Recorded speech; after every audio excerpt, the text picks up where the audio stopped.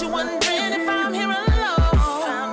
Ooh, because you said you wanna start a life without me.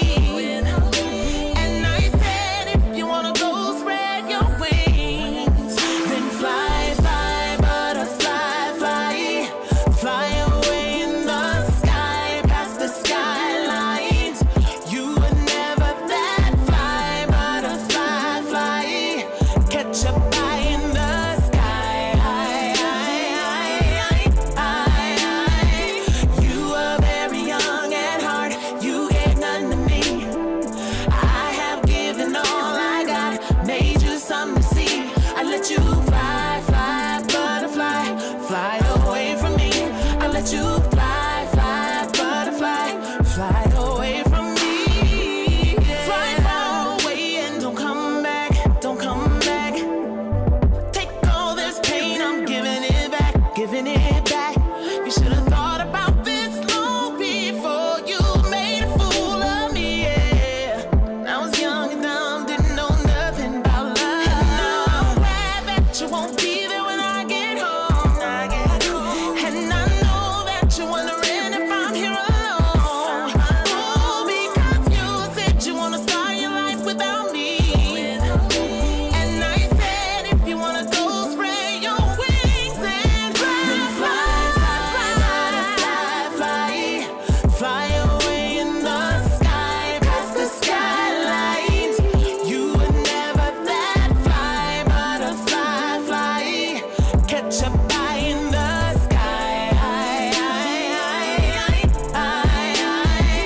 You were very young at heart, you gave none to me. I have given all I got, made you something to see. I let you fly, fly, butterfly, fly away from me. I let you fly, fly, butterfly, fly away from me, yeah. And I know that you're good wherever you are. And I thought we were good 'cause I gave my all. And I know that you'll never forget me.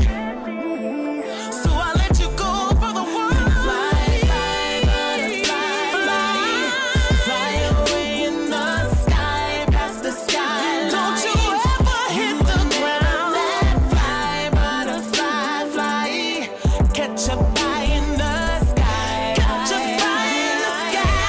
No, no. You were very young at heart, you gave none to me. I have given all I got, made you something to see. I let you fly, fly, butterfly, fly away from me. I let you fly, fly, butterfly, fly away from me. Fly, fly, butterfly, fly, fly away in the sky, past the skylines.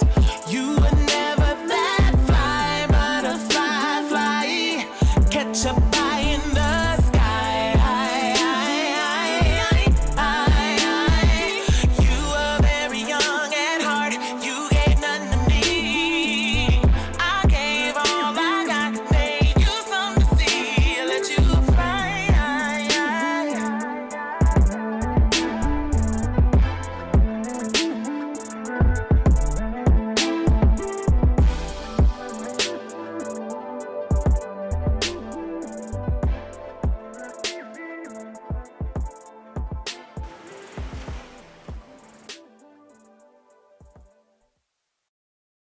What does it mean?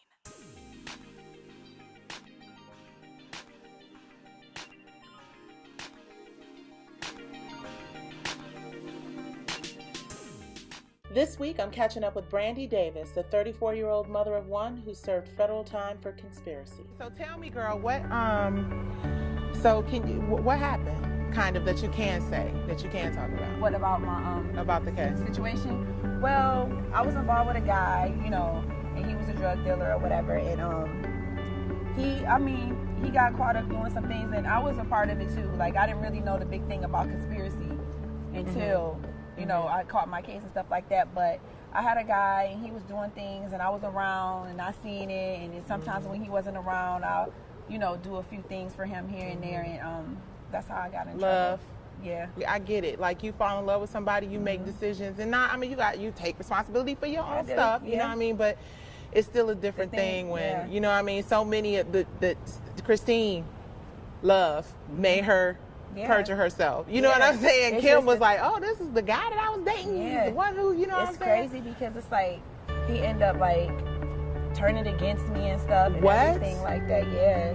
You think you being loyal, you know, Yeah. when you're in love with somebody, you want to do everything right, or you want to be there for that person through Right. ups and downs. Right. But you never take into consideration the consequences that you may get from the things that you're doing, you know? The things we do for love. Oh my Yeah. God. So you ready to just get back out there and like yeah, I'm make just it ready all? to be there for my son, and I just want him to see me as a powerful woman, Yes, like ma'am. his mom. You know, his dad passed away in Oh. 06. Yeah, he was in federal prison too, doing a 20-year sentence, and he died from an asthma attack. So you were in prison and Dad was in Well, prison? his dad was in prison First. first. He went Okay. to jail when I was pregnant, and then I had him in December 05, and then his dad got sentenced to 20 years in federal prison, and then in September 9th, 2006, he died from complications from an asthma attack. No. Yeah, so it's just been me and my baby. Does he understand? Have you had a chance to kind of? Obviously, he's too young to really he fully can't- he understand can't grasp everything. the But does attention, he but- know why mommy was gone? No, Because somebody actually asked him that, like, do you remember your mom leaving? He was like, nah. And they was like, well, do you know what he did? Do you know what she did? And he was like, no, I don't want to know, because it was probably something stupid. Wow. So he don't, and I'm not going to force that love on it. him. Of You know what I'm course saying? not. Like, if he don't want to know, he don't want to know, because at the Right. end of the day, he look at me as his mom. But Yeah. he's been through a lot. Like I said, when my father died, my dad raised my son. Right. Like, he called my dad. Well, how old was your baby when you went? He had just turned 3. No. And now he's 10, about to be 11. Oh, big I know. boy, big He's boy, like big boy. a whole nother person. Aw. Because when I left, he was like this, and now he's like as tall as me. Yeah. But he's a really good kid. Like, I'm so thankful for my mom. He played. Your mom had him? Yeah, my mom Okay. and my dad. But you know, my dad was my co-defendant too, so my dad ended up going to prison as No. well. Yeah. And my dad just passed away. He got sick, real sick in prison, and he got the compassionate release. And 6 months after he got released, he died. Oh, Brandy, I'm sorry. Yeah, I've been through a lot. You've been through a lot. But what I love about your story is that it'll speak to a younger generation of women, because those are the ones we have And to those reach. are the things they looking up to. Like, okay, you see the videos, you see the guy with this, you see the guy with that. But at the end of the day, what comes with it? There you know, go. because I always was a kept woman. Like, my dad, you know, he was a street guy, so I grew up with a silver spoon in my mouth, even though he didn't have a regular 9 to 5.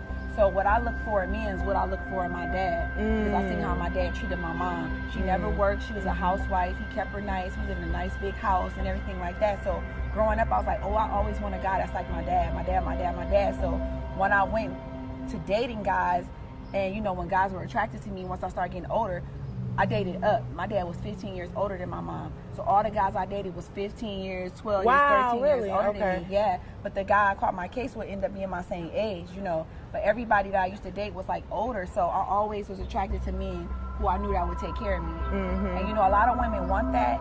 And it was cool, whatever, because I enjoyed the perks. But when I lost everything, I lost everything. Thank God I went to college. You know, my dad put me through college. I got a degree, but... Oh, that's great. So you did go to school. Yeah, I went Oh, to great. Dr. Jones College. Okay, honey, I got all my right. degree in mortuary science. Dad was like, look, if I'm doing this, I'm doing it for a He reason. told me, he Mortuary said- science? Yeah. I look back at like all my girlfriends that's my age. They got their bachelors. They had their careers. They're married with kids, you know.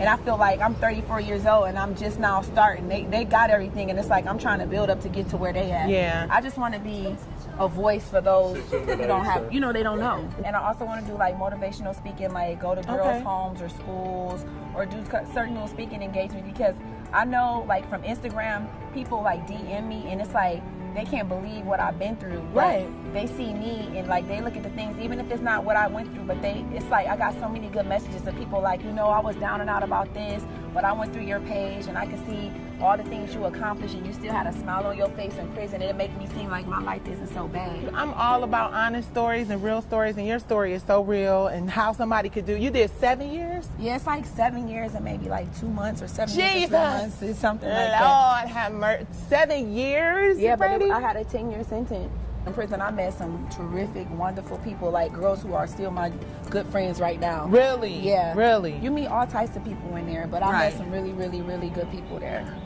I Googled you and I saw your Facebook and I saw Kim Smedley was a friend and I was like, Kim, do you know this girl Brandy? Because she's from Detroit and she just got out. I know Kim for a long time. And Kim was like, y'all were actually in jail together. That is crazy. We did our time together. And I knew her prior, but like our relationship kind of got stronger when we was in prison because I knew her from around. She used to come to Detroit and you know she knew a lot of my friends and my friends, you know, we all used to run in the same kind of circle like that. But when she came to prison, it's like our bond got tighter. Like she didn't know how to cook food in the microwave. I had to teach her how to cook food in the microwave and make her food and stuff like that. But we really, really got close in prison. And that's good. She was telling me that she's gonna hook you up with the lawyer, and that today you want to meet with the lawyer later. Like, that's she's trying good, to do her best to help me out because she know the struggle. Yeah. And I was talking to her when she did leave. And, you know, she'll send me little messages like it's hard out here. So I knew what to expect. Like I'm starting from nothing. Like I've been gone 7 years and some change, and it's like everything I had is gone. Yeah. I used to get down and around. Used to be scared to go off on my own. You here cooking and everything. Yeah, girl, got a growing little son. He be liking to eat. But somewhere I could belong. But life's too short if I'm honest. To hide from things. My son think he my husband. I just think he missed me so much. But listen, have you cooked your son any prison food? No, girl, but look.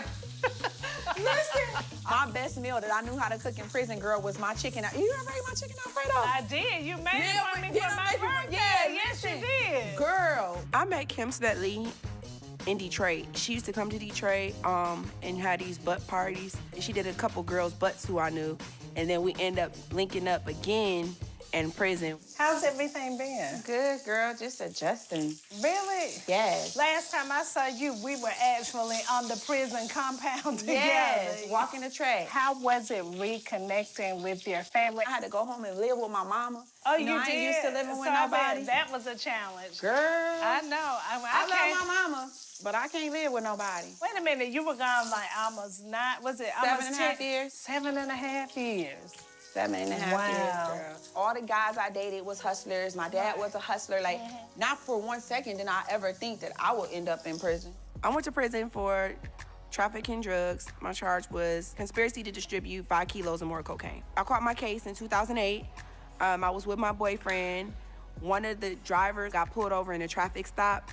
The driver ended up cooperating with the police. And when I went to go pick up the vehicle that the drugs was in, the police was there to arrest us. I kind of got trust issues in regards to men in my life. Like, when we end up getting in trouble or whatever, I woke up with butterflies in my stomach every day.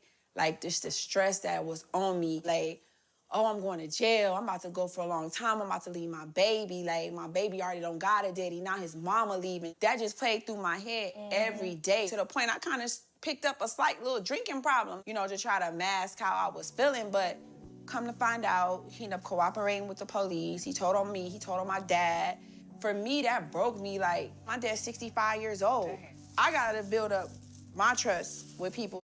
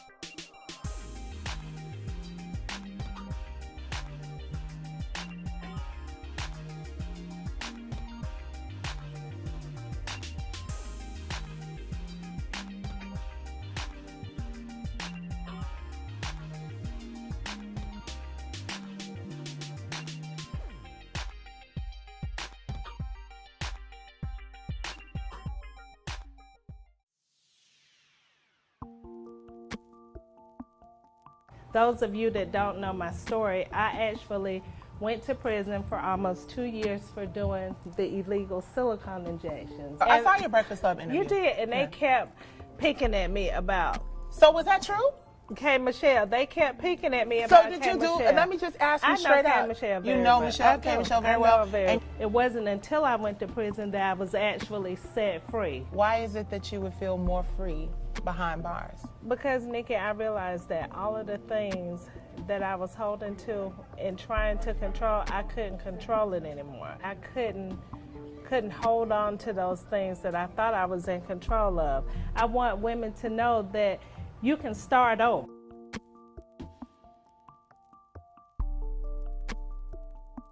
How do you feel now that you've had a chance to kind of take a step back? Do you feel like you've paid your penance? Or do you feel like... You know, I mean, part of the restoration of my spirit was forgiving myself for whatever occurred. Good deal. From, you know, whatever actions resulted, whatever outcome resulted in my actions of anything involved in it, be it my city, my family, other people's families.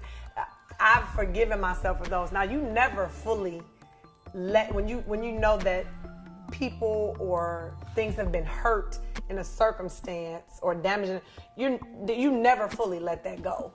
And I'm gonna always keep some of that with me. And I think because it keeps you from repeating the same mistakes over. I'm okay with that.